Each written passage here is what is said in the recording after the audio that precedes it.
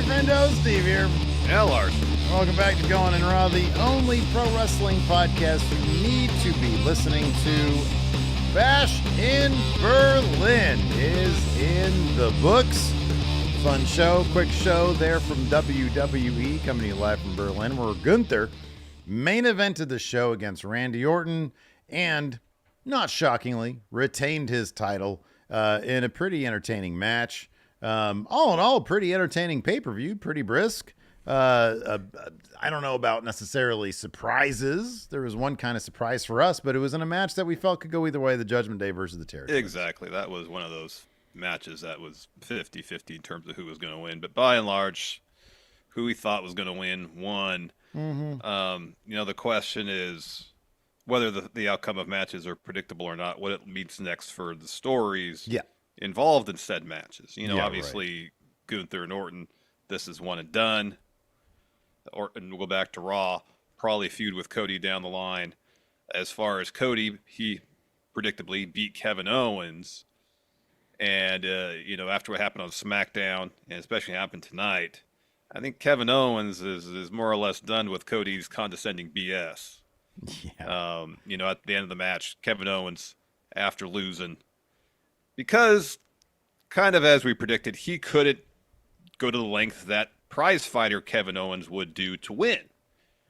He was hesitant about attacking Cody's knee after he finally sold it 2/3 of the way through the match. Yeah, right, yeah. He was unable to hit the apron powerbomb like he would have if he were prized fighter Kevin Owens. Yeah. In the end, make the case, cost him the match. Oh, yeah. And then so he goes, after he kind of gets himself together, raises Cody's hand. And what does Cody do? He tries to raise Kevin Owens' arm. Kevin Owens is like, no, don't do that. Mm-hmm. Yeah. I didn't want this match to begin with. I don't think I deserve this match to begin with. I lost. And now you want to raise my hand? Get out of here with that nonsense. I appreciate that there was a lot of conflicting emotions because, as you just illustrated, he didn't want the match, didn't feel like he deserved the match. And once he found himself in the match, found that he couldn't do what he needed to do to win the match. So it's just a miserable experience all in all. And I don't know if it's going to be this Friday. I hope it is because I want something to happen on SmackDown. I know. Of intrigue, of interest. But yeah, I mean, you got to come to the realization if you're Kevin Owens that this nice guy bullshit just ain't going to get the job done. You really want to win, man. You're coming to, you've been in the business now for probably 20 plus years and it's time, you got to, if you want continued success. He doesn't even seem happy as a good guy most of the time. At least you could be miserable and win. And I think they've got a really great opportunity to, number one, from a logistical standpoint, SmackDown's in desperate need of a good bad guy across the board. I mentioned during the stream, I think it wouldn't be terrible if Kevin Owens, because he ain't going to beat Cody, but in the process of this story... Kevin Owens is definitely not going to beat Cody. No, but look, the point of this feud is to get Kevin Owens to be a big bad guy on SmackDown. That's the point of it. I don't think, as much as I'd be the first in line to pop for a Kevin Owens victory, I don't think it's going to happen. Do you have some doubt about that? No, I don't. But I mean, I feel slightly better about heel Kevin Owens beating Cody for a very short title run, only for Cody to get the title back in the next pay-per-view, as opposed to face Kevin Owens, who has zero shot at beating Cody. I would love it. I honestly, even if it's one pay-per-view cycle where Cody I don't think it's realizes, happen, but I think it'd be great. I would love that though. I don't think it's going to happen. Mm-hmm. I'd love to be proven wrong on that. But if he ends up in a position in the upper mid card, because it's either, unless they're going to tell some big Punk versus Drew type story that kind of is a main event level feud that exists sort of away from the title, but it's still, these guys are obviously both world title guys. With Kevin Owens, the closest thing they would have to that on SmackDown is the United States Championship, unless he got into a feud with Randy Orton, who's also, as we saw tonight, a main event level guy. Obviously he is, according to the little graphic with his facts on it, one of the best to ever do it. That's subjective opinion on a list of facts. I think maybe it's crossed over into factual realm, Larson. Anyways, So, if that's what we get and he's the guy to take that title, we were talking about on the SmackDown review yesterday, who's going to be next in line to take on LA Knight, Carmelo Hayes or Andrade. It doesn't matter. They're both going to lose. Kevin Owens, on the other hand, he's got a history with that United States title. And if Cena's going to be doing his world tour here, his retirement tour, I should say. Sorry. It's goodbye tour. Yeah. Decent opponent for him as well, because they got tons of history. They do. So that's thinking long term. Dude, if in the short term, especially since he referenced Triple H gifting him that Universal title being kind of a tainted title run. Oh, are you kidding me? I'd love that. So I think that's one great option. I don't know who the hell's going to beat Cody for that title, but you know, I wish they would entertain the idea of Cody is going to be champion for a while, but it doesn't necessarily mean he has to have the belt every single day of his lengthy run. I'm not going to say reign, but lengthy run as champion. I agree. I know. I wish they would let go of that. I know. Like if they want to have the belt on him for, say, a year, have him drop it for 2 weeks, 3 weeks. If it makes the story more interesting. I think so. Triple H is so wrapped up so often in establishing champions via long title runs that it gets to become mundane as opposed to like an exceptional feat. Well, everybody has a long title run. What makes that different than anybody else, You would think that guy... Sorry, go ahead. No, finish your point, please. I was going to say, because as a viewer of pro wrestling, storytelling medium, if you're telling interesting stories, that is more important. Roman had that belt for 4 years, whatever it was. You could say 1,316 days as champ. Fine. What I'm going to roast are the stories or the moments or the story beats that were hit along the way. Not the number per se, although that's in my head now. I'm not ever going to forget that because of something we did on the show. I don't know why. I remember what it was, but now I always remember 1,316. Apart from that, I couldn't tell you how many days Roman had that belt. Yeah. But I could tell you what happened along the way. And I think more important than just the number of days of holding a championship, the moments you get along the way. It's right there on the title. 1,360 days. Just before that even. I can't remember what it was. It's the moments and the stories along the way that really stick and resonate with people. Yeah. And I think if Cody just has a title reign here where he's, it's the normal churn where every 2 or 3 pay-per-views, it's a new opponent, short-term feuds, without the kind of overarching story, maybe we're getting that. The overarching story and some drama and some back and forth and some doubt. There were several times during Roman's long reign where we're like, oh, it could end here. Drew at Clash in the Castle. Yeah, that's where it really was. A lot of people thought, I wasn't one of them, a lot of people thought, oh, Sammy's got a chance at Elimination Chamber. Mm-hmm. And I don't feel that with Cody. At no point since I know it's only been 4.5 months since he's had that title, but still, it's like every feud, oh, Cody's going to win. Yeah. There's no doubt. Yeah. Without doubt, it sucks a bit of the drama out. You don't need it. 1,316 days. He shouldn't beat that. They shouldn't even try to have him beat that. No one should get close to that. I agree. Gunther with the Intercontinental Championship, 660 whatever days it was. I forget. 666. Oh, was it 666? Okay. Yep. That's right. It's because it's on the replica title also. Well, that's an easy number to remember too. The devil. You don't need that anymore. You get even for Gunther's world title run, you don't need that. Now, should he have a beefy one? Sure, he's the ring general, and Triple H loves him. But for Cody, you don't need that. Triple H came up during the Attitude Era. That shit was changing hands left and right because they had successfully built so many great names, so much great talent, and they had, to their credit back then, at least when it came to the title, a lot of really fun stuff going on that, weaved in and out a bunch of different characters. You don't need the long run. So I absolutely agree. If it takes Kevin Owens, hey, he beats Cody because Cody doesn't quite realize he's still thinking, oh, this is my friend that I'm kind of giving a charity title to, even though Kevin Owens clearly has flipped that switch. Cody can't do what it takes to beat the prize fighter until he finds what it takes to beat the prize fighter. It's a great little mini story. Tell the damn thing.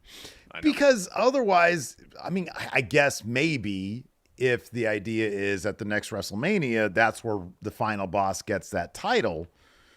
What does it matter if Cody's already lost it along the way? You know, it doesn't really matter. He got it back. He's still the face of the company. That's what that match should be about. If that's what the case is going to be. So I agree with that totally. You know, is it going to happen? Probably not, because Triple H seems to like, but Cody's not going to get on that top 5 list like Roman did. He's not going to get on that list, and he shouldn't get on that list. No. God, I hope he doesn't get on that list. No. I don't want that to happen. No. So yeah, I do think that was probably, I liked that match so much in that Kevin Owens is so good at the character stuff. He is. He's one of the best. Absolutely. And now that he has an opportunity to show us, instead of having to manufacture it on his own without Vince sort of backing him, to show us the change from a good guy to a bad guy, Cody finally threw the bullshit. He had been lying about the knee. He didn't realize on Friday that Kevin Owens had that knee figured out. Cody tried to hide it. Kevin Owens sees it, wants to take advantage, brings himself to, looks at the apron for the powerbomb attempt, can't bring himself to do it. Loses the match, and Cody is like, "Oh no, it's okay, buddy. You did great. You know, you get your participation trophy for this one." Yeah. Making him look and feel like an asshole. That's good stuff right there. Yeah. That's good stuff. I like that match. Yeah, in terms of storytelling, that was probably the match of the night. The most fun match of the night, just in terms of pure action, was Terror Twins, Damian Priest, Rhea Ripley taking on Liv Morgan and Dominic Mysterio. You know, it remains to be seen what happens on Raw this Monday, but it really felt like a match that Judgment Day needed to win to establish themselves as actually a force, not just a hapless faction still. Yeah. You know, they had the numbers advantage. They tried to use the numbers advantage. And it would have been interesting, especially with, you know, Sammy out. We don't know how long he's gonna be out. He and Jay were looking at winning the tag titles from Finn and JD, but now that Sammy's out, Jay's focused on the Intercontinental title. So maybe by the time, anyways, I thought it'd been interesting if Judgment Day got the win here, and Priest and Rhea are like, all right, you know, like on a straight up 2-on-2 match. Yeah, we win this easily. We have to counter the numbers advantage of Judgment Day. Jey Uso and Sami Zayn step up. First step, they get the tag titles from Finn and JD. You have an 8-person tag match. Terror Twins and Friends get the win, and then that sets up the individual singles feuds after that. And then Sammy and Jay can move on to Good Bloodline versus Bad Bloodline story. Yeah. But maybe that's down the line. You know, I don't know how long Sammy's out. I think he's getting stem cell treatment, I believe. I think so. Him and Ivar. Yeah. So who knows how long he's going to be out recuperating from, you know, 20 years worth of injuries. Yeah. And so they thought maybe, hey, short term, if that's even the direction they're headed, short term, let's get Rhea and Damian the win. They're both super over right now. Let's maintain their momentum, getting the victory. And, you know, we'll kind of see if we can protract this part of the feud a bit if, you know, Jay and Sammy will get involved until Sammy comes back. Yeah. I think that part of it, the Terror Twins are just super over.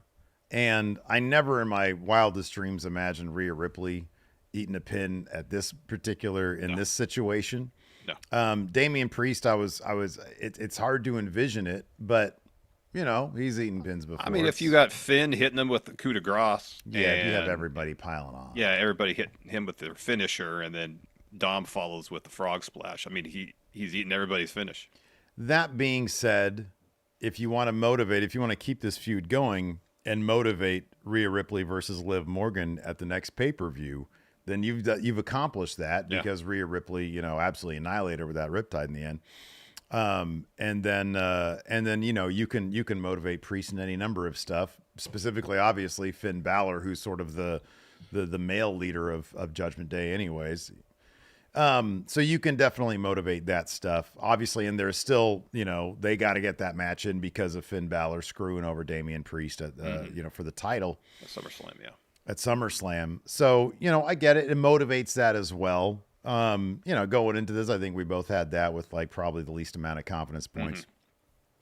And that makes sense from a story perspective. It's funny because especially when Rhea made her entrance all the way down to the ring and all throughout the match, she was like turned up to 11. She was locked in. Locked in. The facial expressions, just beasting everybody out there. Still didn't. Let me ask you about this. Sure. Once again, they tease her trying to get that riptide on Dom Mysterio. When will we see that happen? When she beats Liv for the title. You think it's there and not a Rhea versus Dom match? Oh, I'd love to see Rhea versus Dom. I don't know if it's going to happen. I'd love to see it. I'll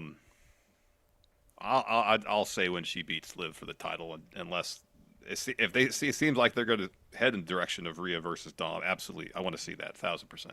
I can't get out of my head. Somebody in the Wrestle Juice comments suggested Dom wins the Intercontinental Championship.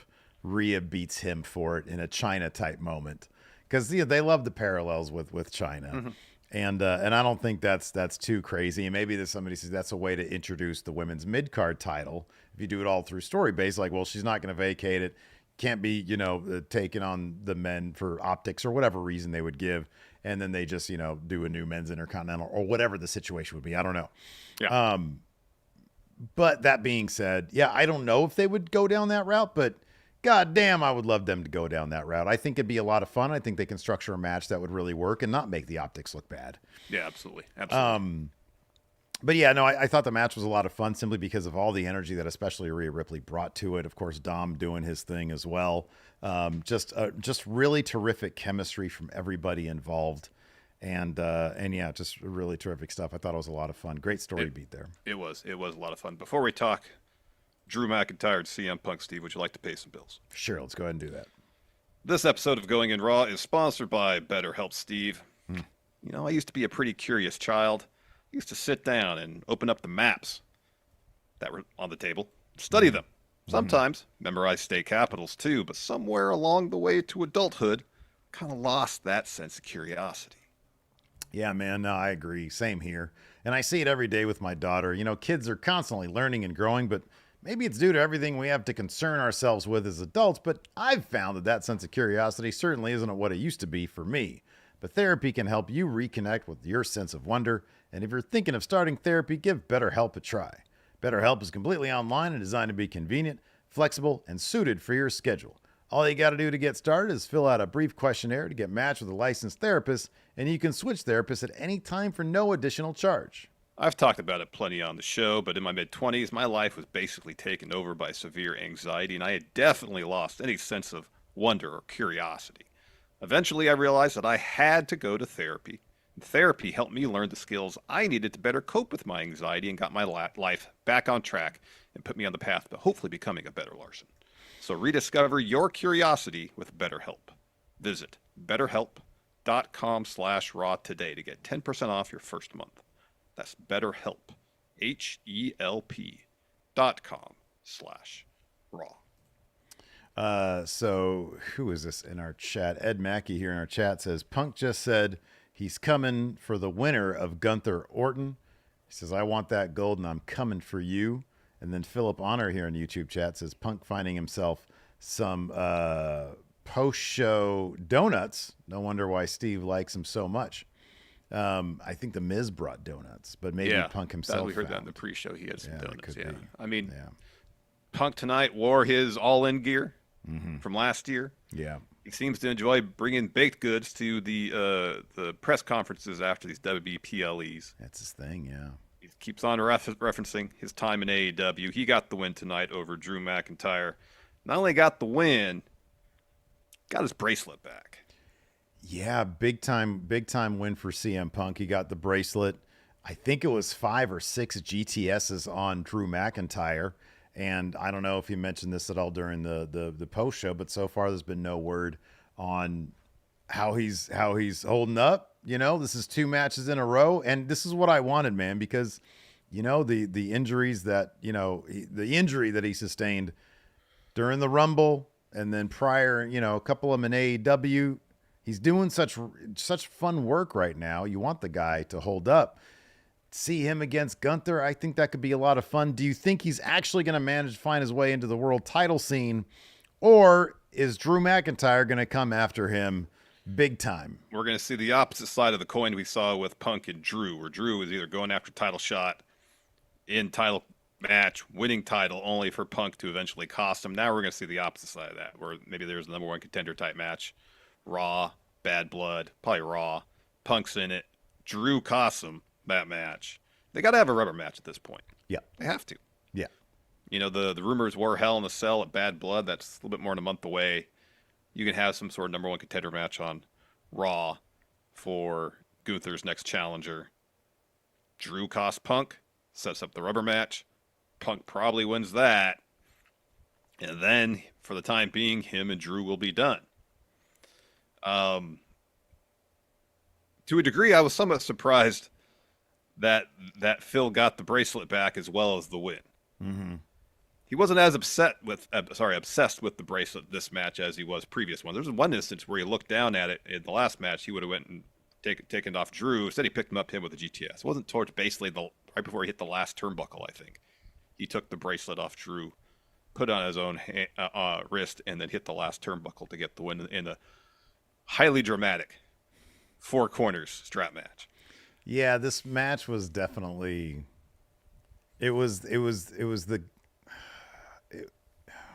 absurdity of pro wrestling on full display here. I thought it was fun. It was dramatic, incredibly silly with the four corners thing. You just can't get around the silliness of that stipulation. That being said, an incredibly physical match with all the straps and whatnot. Let me ask you this.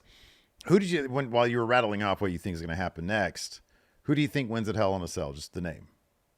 Oh, Punk probably wins.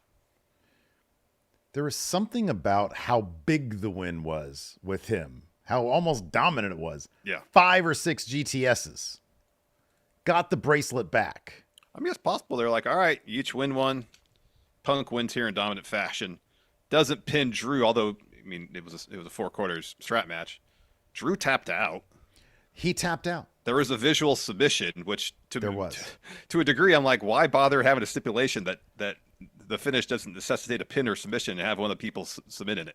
Well, also 5 GTSs. Yeah. The visual of that is enough. Yeah, if this was a pin, he would easily win this match. Yeah. Drew is younger.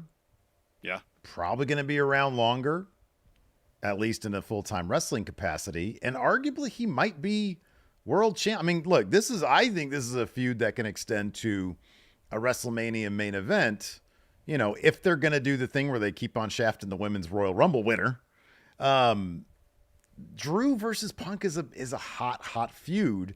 Something they can revisit at WrestleMania if Drew wins that world championship. I kind of feel like they want to get past this one to get to Seth and Punk. I think that's the one they really think this is going to be the moneymaker for the company. That could be. Drew McIntyre has really made a case for himself with this feud with Punk. They both put a hell of a lot of effort into it. And you could absolutely be right because that is fresh ground.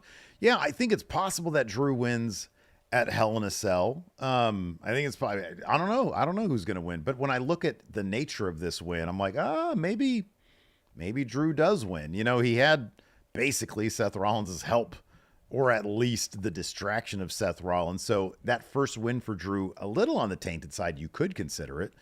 But a straight up Hell in a Cell match, there's no excuses there. Of course, there's never been a no contest at Hell in a Cell, Larson. Of course not. It's unprecedented. That would be silly if they did that. Of course, they did do that twice. They've done it twice. Yeah. So, yeah, I don't know. I mean, Drew is, he's the guy I think would benefit more for the company for the win there. Long term, yeah. Yeah. I mean, you can make the case that Drew McIntyre is one of the most well-rounded performers they have. Mm-hmm, yeah. He can deliver in every capacity. In the ring, on the mic, doing the appearances for the company. Yeah. He checks every box. He does, yeah. He's the type of performer you build your company around. Mm-hmm. Yeah. So if the idea is Drew's younger, he's full-time, He's one of our foundational pieces. We have huge plans in store for him after this feud is over. Yeah, I mean, I could see Drew potentially coming out on top. But if the idea is like, hey, coming out of this feud, Punk's gonna be challenging for the World Heavyweight Championship. That's his aim. You can't exactly, well, you could, but you can't exactly lose this match at Hell in a Cell to Drew and be like, I'm coming for you, Gunther. No, I agree with that 1,000%. If they did a thing, though, where Drew won at Hell in a Cell, Drew wins the World Heavyweight Championship before Mania, like at the Rumble or something. And then Punk gets it off of him. Punk wins the Rumble and gets his WrestleMania dream and wins the world title there. Hey, that's not terrible. You know, that's a possibility right there. And then they'd be pushing Seth and Punk till next summer. Mm-hmm. Yeah, right. Yeah. So I don't know. I think that, and some of that depends on how long Seth Rollins is going to be out for. Yeah. You know, I don't know. Yeah. Apparently he had, what was the deal with him? He had like a bunch of stuff, didn't he? Yeah, I think it's just generally recuperating from various ailments. Mm-hmm. Yeah. He had 20 years of wrestling, you know.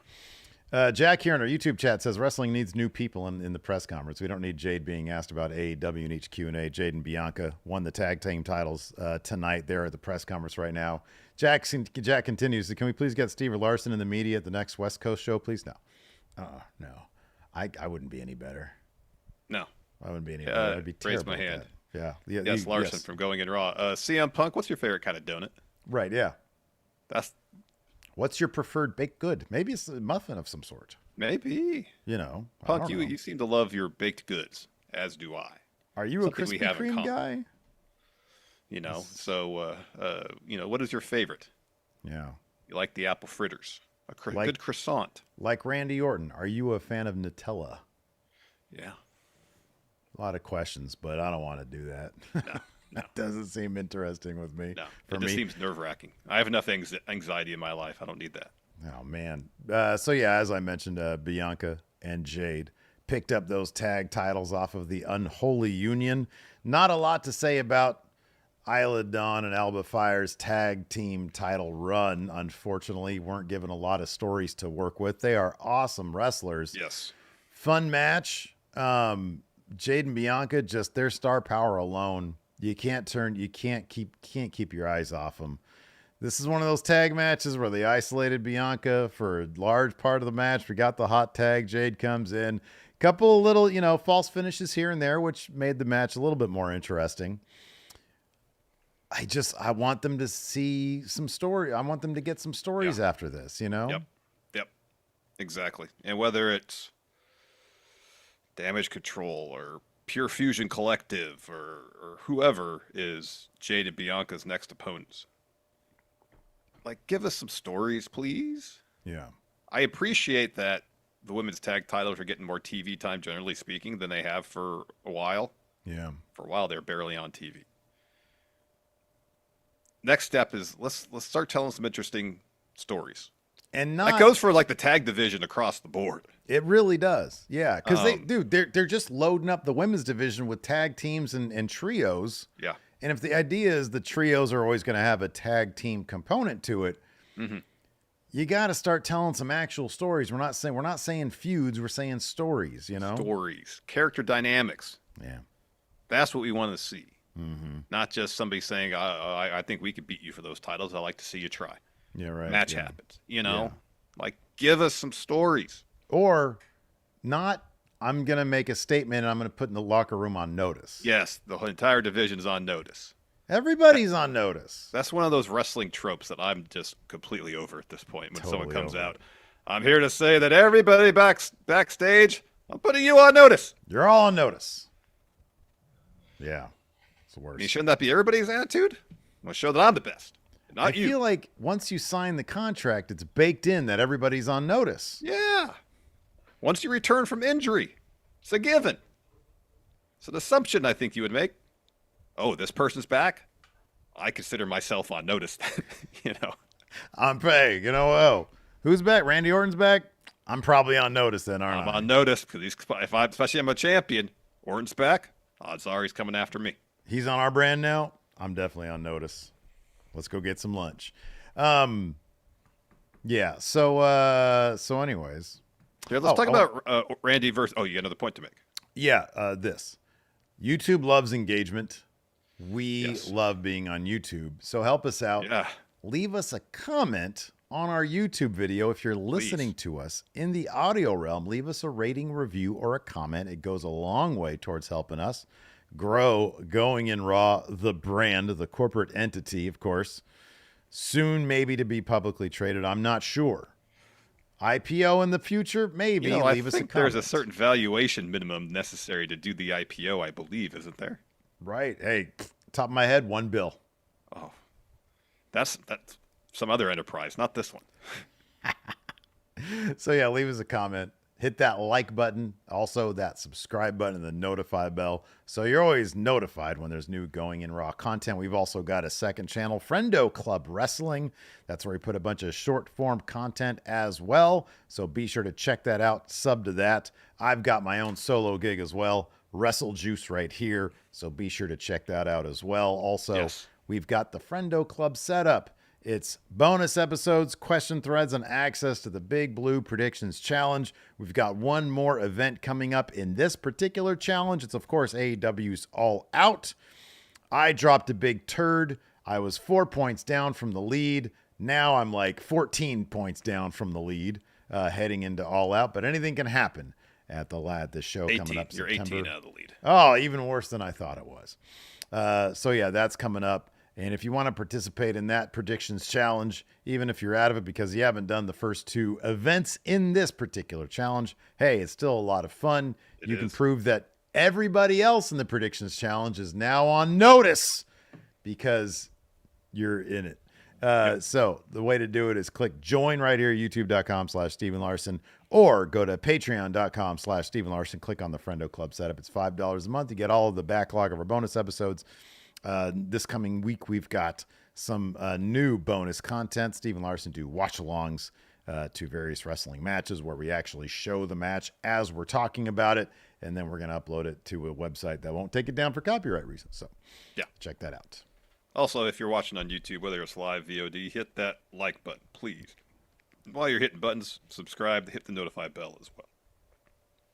Again, that like button, it's engagement. It's engagement. YouTube really Loves likes that comments. engagement. It's good for the algorithm. Love engagement.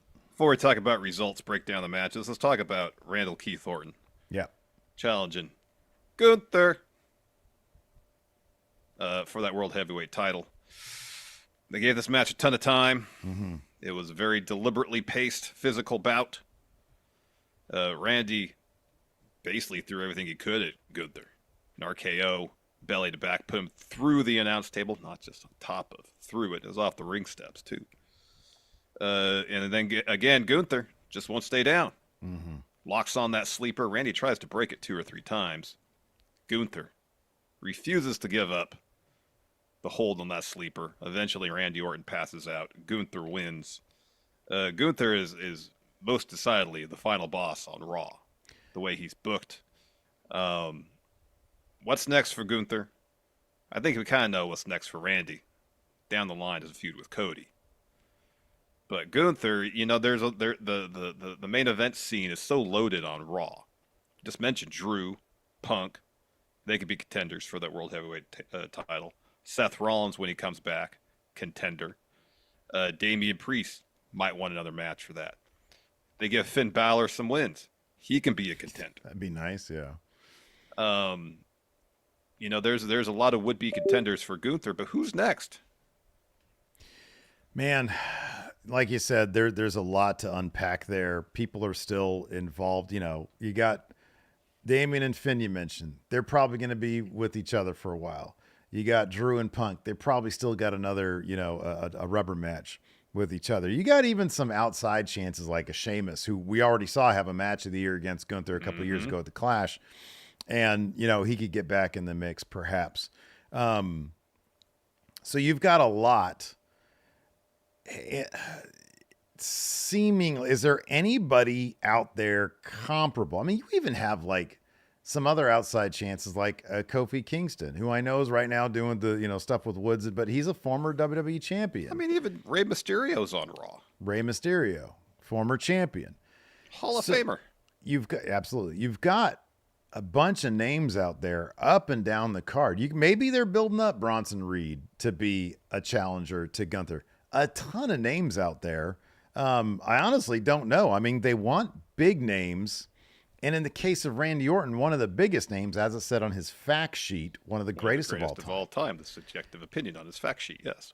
But they're really loading up Gunther's resume as world champion. To really leave his mark on this title, which they've already done a really great job with. I mean, Randy Orton, what a great, start to that. Ilya is another name out there. He had a dark match on SmackDown, and I know it's probably because they have history in the territory, but that's not to say that Ilya coming out of this Intercontinental Championship tournament can't jump up to be a challenger as a main event on Raw, if nothing else, something that people might want to see as well.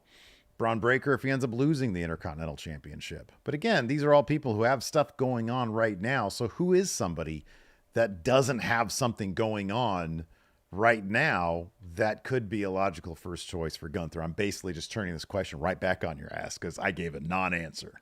That's fine because I don't have anything better. It's going to be the churn, man. Yeah, right. Yeah. The churn of challengers stepping up to Gunther. You got, I guess, Bad Blood coming up in October. Yeah, early October, yeah. That's going to be, and then you got Saudi after that, Survivor Series after that, I think is the next batch of shows. Yeah, and then that's it for the year, I think. You think Triple H loves Gunther? He's probably going to be on all those events, you would think, or at least have title matches on corresponding Raws. Mm-hmm. I mean, it's the top the title on Raw. It's got to be defended on pay-per-view, yeah. It's got to. You would think so, yeah. So yeah, I mean, I'm sure one of those names, one of the many names we just mentioned, could be the guy. Yeah. So I don't know. Anyways, let's go ahead and get into the actual results of the show. Open up. We see Gunther, Orton, Punk, Drew, Terror Twins, Liv and Dom all arrive at the arena. Kevin Owens is warming up in the back. Cody's heading to the stage because their match opens the show. We get a hype video. Thanks to Chris Garrix for dropping these notes for us as well. Appreciate it as always. And appreciate also Cody Miles for dropping the big predictions form as well. We couldn't do it without him. Kicks off with Cody Rhodes versus Kevin Owens. Of course, a lot of these matches we already talked a lot about. This match, Kevin Owens trying to play it on the straight and narrow. Not trying to get too mean with Cody Rhodes, specifically not trying to target that knee because he's thinking, okay, maybe I got wrong information. Nope. Also is the idea that he didn't want his win to be tainted because Cody was hurt. Didn't want to do it the cheap way. Yeah, didn't want to do it the cheap way. And that was kind of the pivot point of the match because early on, they were trying to wrestle each other. And Cody had the upper hand. He was a lot of times out wrestling Kevin Owens. And he got a little chippy early on. Eventually, though, Cody's looking for a step up Cody cutter off the top. And when he finally gets to the top, his knee gives out. And so he rolls to the floor, and Owens, he's considering it. Won't do it. Considering it. Won't do it. And Cody pushes him back. Mm-hmm. And then takes a swing, and that's when Owens kicks him in the leg and sets up for an apron powerbomb, but he can't bring himself to do it. Yeah. And Wade Barrett's like, Kevin Owens has lost that killer instinct. Mm-hmm. And he's screaming it at him, yeah. Yeah, Kevin Owens turns to shut up. Yeah. Shut up, Wade. So back in the ring, Cody rolls him up for a 2. Owens hits a stunner. Cody kicks out. He looks for a pop-up powerbomb.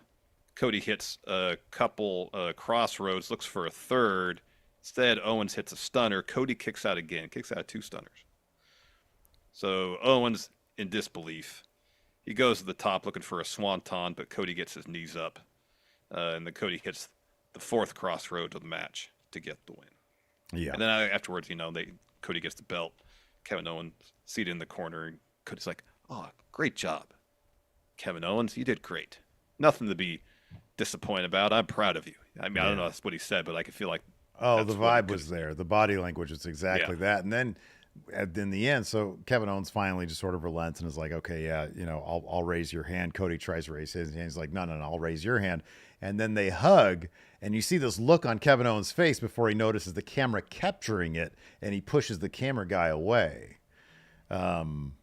So yeah, we'll see. I hope a minimum of 10 apron power bombs coming up to Cody Rhodes on SmackDown this Friday. Yeah. Oh, they going to save it for the first SmackDown on USA? Oh, that's right. They're loading that show up. So wait, this coming this coming So there's SmackDown. this Friday the 6th is going to be the last one on Fox. Following week on the 13th is the first on USA. So this coming Friday the 6th should just be recap packages from this, and then maybe like a Corbin Cruz match. Well, I was going to say like a clip show, best of SmackDown on Fox. Yeah, right, yeah. Oh, that's even better. Yeah, and then also a Corbin Cruz match. Yeah. The show is bookended with a couple matches. Yeah. And then in between is clip show, Mm-hmm, hosted by Nick Aldis. Wow, I was going to say hosted by LA Knight, but Nick Aldis is good as well, yeah.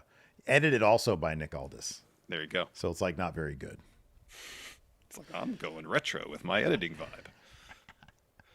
It's all on a flatbed. Yeah, all on a flatbed, exactly, yeah. On a moviola. After that, we had the Unholy Union versus Jade, Cargill, and Bianca Belair.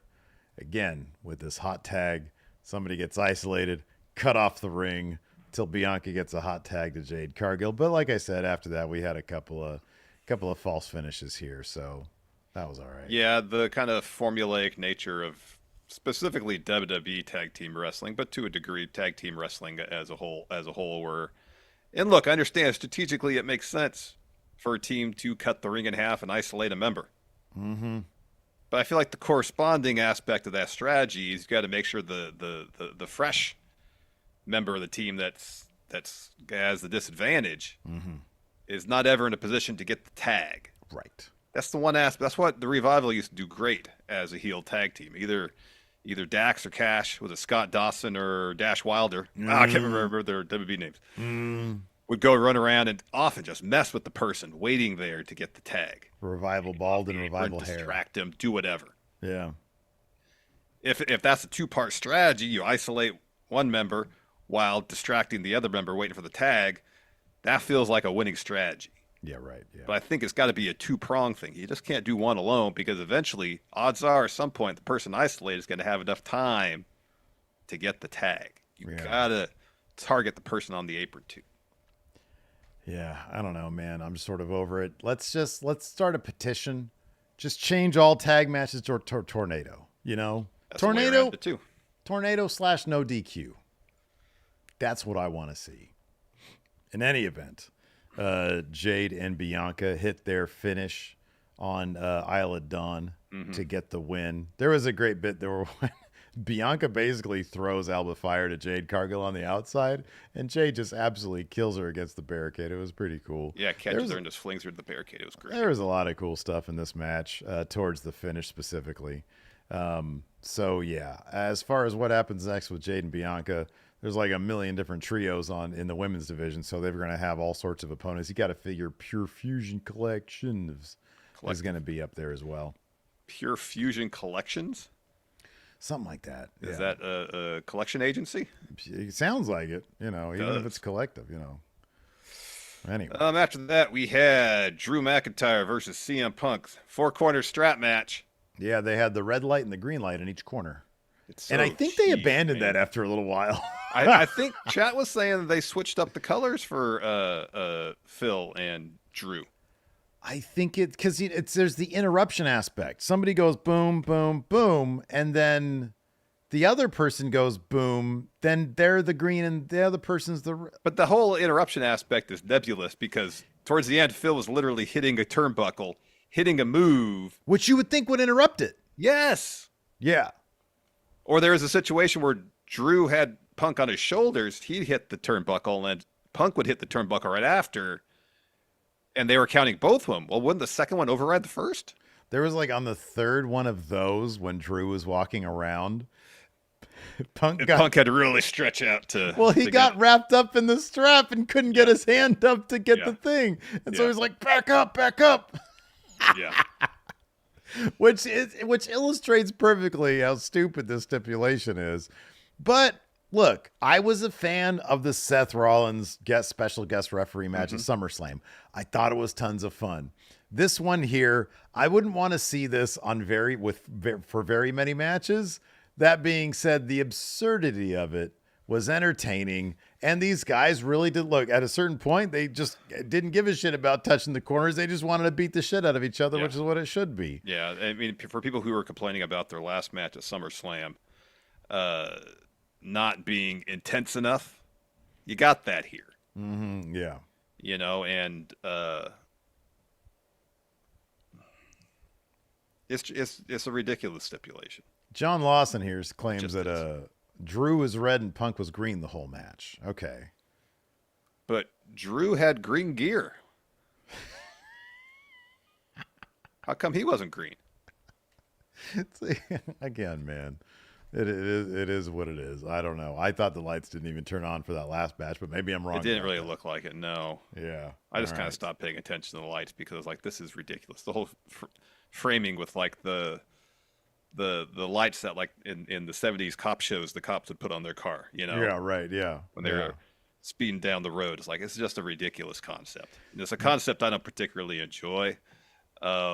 The lights aren't even necessary. You got the crowd chanting the entire time, and the wrestlers, to their credit, are so good at selling what they're doing. And then, oh no, it's been interrupted. I get it. You know, like they're good at that. We don't need the lights. But no, we don't. Whatever. It's silliness. Not at all. But yeah, Punk won in fairly dominant fashion. He had Drew tap out to a sharpshooter at one point.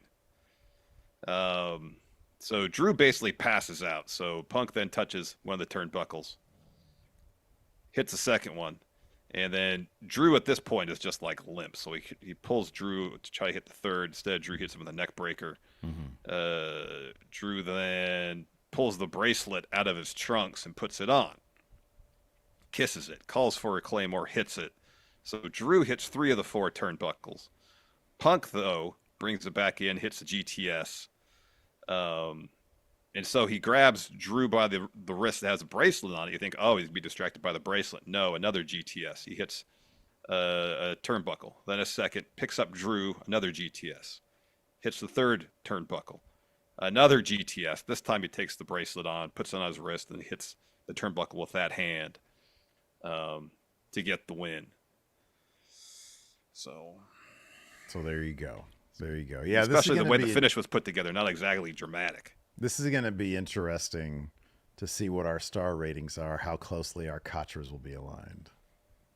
I was kind of writing mine down during the show. Yeah. And every match is kind of within a very specific window. Okay. All right. Interesting. All right. Yeah, there's not a whole lot of variance between my high and low. Is it like between 2.5 and 4? It's probably 2.5. It's not that large of a window. Wow. Very okay. It's a much narrower window than that. Between 3 and 3.5? Between 3 1/4 and 3 3/4, Steve. Okay, interesting. But it was a solid show. I didn't it was. think it was reached fun. the heights of other shows, but also there wasn't a bad match. Yeah, right. Yeah, I agree. Anyways, next up we had the Terror Twins, Damian Priest and Rhea Ripley, versus the Judgment Day, Liv Morgan and Dom Mysterio. Like we said, Rhea was locked in this match, and she really wanted to go after Dominic. She had a great time going after Liv Morgan. She was throwing her all around, huge beals. And then when it came time for Dom, she did not want to get out of there. Damian Priest steps up because the ref, insists. Mm-hmm. And so she relents and, is like, okay, go get him. I'll live vicariously through you. But no, I thought this was a lot of fun. At a certain point, so they do a stereo razor's edges on Liv and Dom. Mm-hmm. And then Rhea dumps Liv out. Priest drops his straps. He attacks Judgment Day. They come running down. Then he attacks. Liv hits a great flipping sunset powerbomb to Rhea on the floor. Finn hits a sling blade on Priest. Dom hits a 619. He hits his frog splash. Priest kicks out of that. Liv tags in. She hits a suicide dive to Rhea on the floor, then rolls her in to try to get an oblivion, but Rhea counters out with a backbreaker. JD gets up on the apron. Rhea takes a swing at him. Liv steps up, gets a step-up code breaker. Priest pounces JD over the announce table. A huge pounce because they're down on the outside now. He gets Finn with a super kick, clears off the table. Dom hits a suicide dive to Priest. Dom gets Priest on the table, hits a big lariat. Rhea stands up behind Liv. Priest points to indicate to Liv that Rhea's just standing behind her. She's lurking back there. Rhea hits a big headbutt. Riptide on Liv. Does that big pin of hers to get the win for the Terror Twins. Yep. Fun match. Really fun match. Yeah. Then we had our main event. Gunther Taking on Randy Orton. Ludwig Kaiser got to introduce Ring General Gunther. I'm sure that was fun for him. It's been probably a really fun 2 nights for Ludwig Kaiser. Oh, wow. This has got to be a highlight for him, man. That crowd was loving him. Yep. This match went 34 minutes and 28 seconds. It was long, deliberately paced. Working body parts there, working each other's arms. Gunther was working Randy's back, of course. Randy was trying to work Gunther's arms so he couldn't do the chop or the sleeper or the power bomb or basically anything Gunther does. Didn't work, though. Because Gunther, he's the final boss. I appreciate Gunther walked into this match already hamburger on his chest thanks to his match with Ilya during the dark match last night on SmackDown. And there wasn't a whole lot of chops in this match either. There were sequences, but no big focus on that. Yeah. So at one point, Randy Orton clears off the German announce table, brings the ring steps over, and puts Gunther through the announce table with the belly-to-back suplex. So Orton poses, puts Gunther back in the ring, looking for an RKO. He had hit one earlier that Gunther kicked out of. Gunther pushes him off and locks on a sleeper. Orton backs Gunther into the corner a couple times. Gunther does not let go. Eventually, Orton does break the grip of Gunther because of working that arm. Looks for an RKO. This is really cool because he's breaking it, and then he's trying to grab Gunther's head for the RKO. They did it really slow. Gunther escapes that and chops Orton right in the base of his neck. Oh, yeah. And you just see the way it's framed, too. You just see sweat just flying everywhere. It was a great visual. It was great. Gunther locks his sleeper back on. He's going between sleeper and 12 to 6 elbows. So Orton's trying to fight out of the sleeper, does the backdrop. Orton sits up. Gunther puts the sleeper back on. He grapevines the legs around Orton. Orton passes out. Gunther wins. Yeah. Real good stuff. And really? So that won 3 3/4? Yeah. Wow. That was fine. Harsh, man, harsh. Hey, my star rating system caps out at 5. Doesn't go above 5. I'm aware. So. Wow. Still. It was good. I didn't think it was as good as other Gunther matches. It's good. What do you think Meltzer's going to give that one? Who's in the hot seat? I'm in the hot seat. Yeah. That's right, on Friday or whenever those other guys decide to drop their star ratings. Yeah. So anyways, there it is. There's our review for Bash in Berlin. We'll be with our star ratings tomorrow morning, I believe. Is that right? Yes. Tomorrow morning. So be sure to keep an eye out for the star ratings. We try to get them out there as soon as possible, but, we got a lot of day left. We're going to try to enjoy our Saturdays. So be sure to check that over the Friendo Club Wrestling channel. Be sure to hit that like button. According to Maggie here, we need 50 more likes to reach 200. Oh, can we do it? Will we do it? Probably not, because we're about to cut it. I didn't put up a question thread for this particular thing because it's Saturday. I want to enjoy the rest of my Saturday. We'll be back next week also. Of course, our regular slate of programming, but then on next weekend, next Sunday. Saturday. All Out's on Saturday? Yeah. Okay. So I think football season starts That's on right. Sunday. It's the 7th. Yeah, that's right. It's 7th. Yeah, 7th. So we'll be back then for whatever All it's Out. called. All Out. That's right. AEW. Oh, my God. That's going to be a long one. But then there's Probably. no pay-per-view for weeks. Yeah, not till early October. Yeah. Crazy. Bad blood. Anyways, that's going to do it for the show. Thanks, everybody, for tuning in. We'll be back on Tuesday here at Going in Raw for our Raw review. Recap. See if anybody steps up to the ring general then, Larson. Indeed. All right. Till next time, we'll see you guys later. Goodbye.